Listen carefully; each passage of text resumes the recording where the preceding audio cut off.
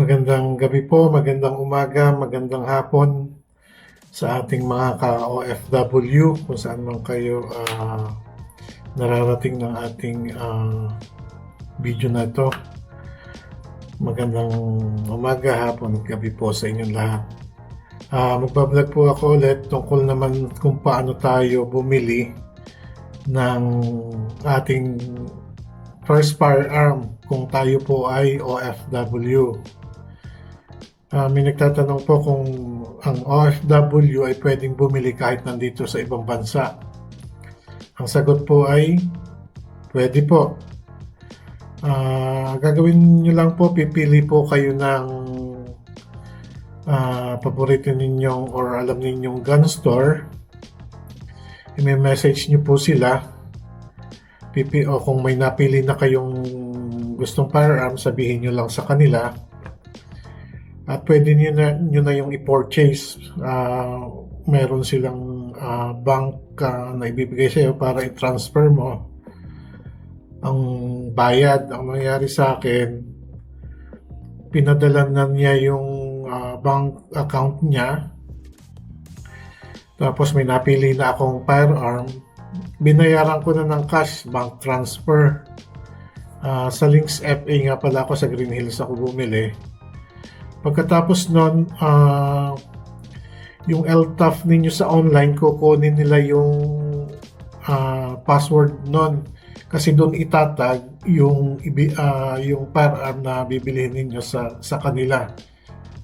Ibibigay ninyo yung password kasi pag wala, hindi matatag or hindi mai-upload yung bibilihin ninyong firearm sa kanila para mailagay doon yung details ng firearm ninyo. So, ibibigay ninyo yan at sila nang bahala.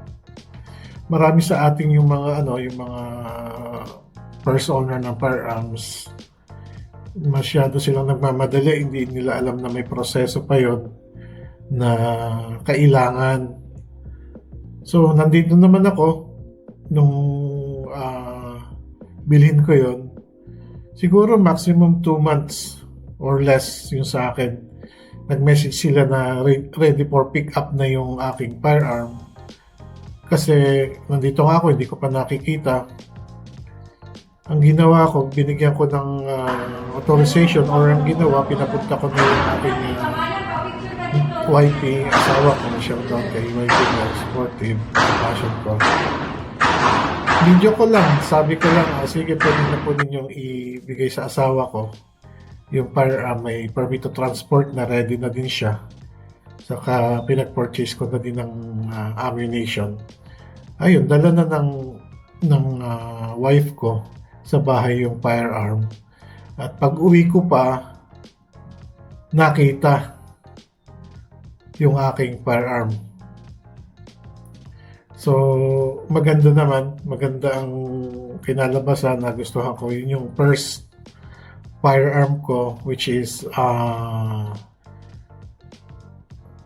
Glock 19X.